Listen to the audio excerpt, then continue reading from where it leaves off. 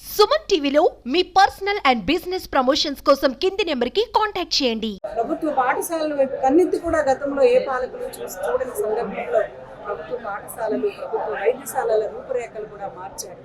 మరి ఎలక్షన్స్ లో గెలుపోవటంలో సహజం, కానీ మరి రెట్టించిన ఉత్సాహంతో ఆ మహానాయకుడు ఇచ్చిన స్ఫూర్తితో ఈరోజు ఆయనకి శ్రద్ధాంజలి ఘటిస్తూ ఆయన ఆశయాల్ని కొనసాగిస్తూ మరి ఆయనకి మళ్ళీ కూడా జగన్మోహన్ రెడ్డి గారి వైఎస్ఆర్ ప్రభుత్వాన్ని అధికారంలోకి తీసుకొచ్చే విధంగా ప్రతి వైఎస్ఆర్సీపీ కార్యకర్త కూడా ప్రజలకి సేవ చేస్తూ ప్రజలను మన్ననలు పొందుతూ మళ్ళీ కూడా అధికారంలోకి మరి రావడానికి మేమంతా కూడా ప్రజలతో మమేకమై ఉంటామని చెప్పి ఆయన దగ్గర అందరం కూడా ఇవాళ పుష్పమాలలో అలంకరించి శ్రద్ధాంజలి ఘటించి మహానేతని వారు స్మరించుకుంటూ ఈరోజు అనకాపల్లి పార్టీ కార్యాలయంలో భరత్ కుమార్ గారి నేతృత్వంలో ఇవాళ అందరూ కూడా ఈ కార్యక్రమాన్ని జరుపుకోవడం జరిగింది.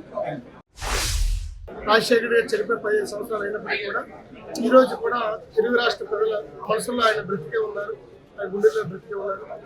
ఈరోజు ఈ రాష్ట్ర వ్యాప్తంగా ఎక్కడ చూసినా రాజశేఖర గారు తెలుసుకోవడం ప్రధాన.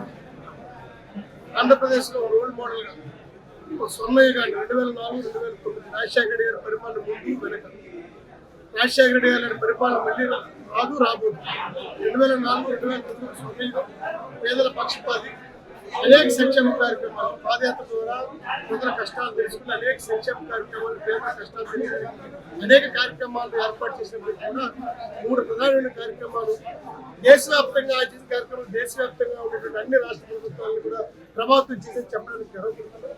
అందులో భాగంగా ఉచిత రైతాంగానికి వ్యవసాయం గిట్టుబాటు కావట్లేదు. పాదయాత్రలు అనేక మంది రైతులు ఆత్మహత్యలు చేసుకున్న సందర్భాన్ని గమనించి అధికారంలోకి వచ్చిన మొట్టమొదటి సమయంలో రైతాంగానికి ఉచిత నాయకుడు రాజశేఖర రెడ్డి గారు.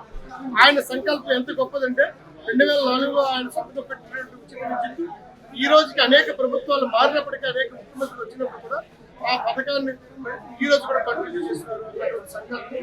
అదేవిధంగా ఆరోగ్యశ్రీ, పేదలు ఎవరైతే డబ్బున్న వారు కార్పొరేట్ హాస్పిటల్ వైద్యం చేయించుకుంటున్నారో, పేదవారు దేవుడు దండం పెట్టి చనిపోతున్నారు, అటువంటి పేదవాడు కూడా డబ్బు లేని కారణంగా చనిపోకూడదు ఉద్దేశంతో ఆరోగ్యశ్రీని భారతదేశంలో మొట్టమొదటి ప్రవేశపెట్టింది రాజశేఖర రెడ్డి గారు.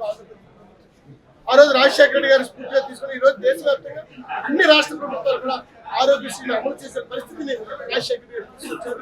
అందువల్ల ఆయన చనిపోయినప్పుడు కూడా ఆయన ఇచ్చిన సంక్షేమ కార్యక్రమాల ద్వారా ఆయన చాలా మందికి ప్రాణదానం చేశారు ఈ ఆరోగ్యశ్రీ ద్వారా. అందుకే అందరూ అవసరం ఈ రోజు గట్టిగా ఉన్నారు. అటువంటి నాయకుడి నాయకత్వంలో గతంలో మేము పనిచేసారు, గర్వపడుతున్నాం. ఆయన ఆశయాలు బతికించడం కోసం పుట్టినటువంటి పార్టీ వైఎస్ఆర్ కాంగ్రెస్ గారు.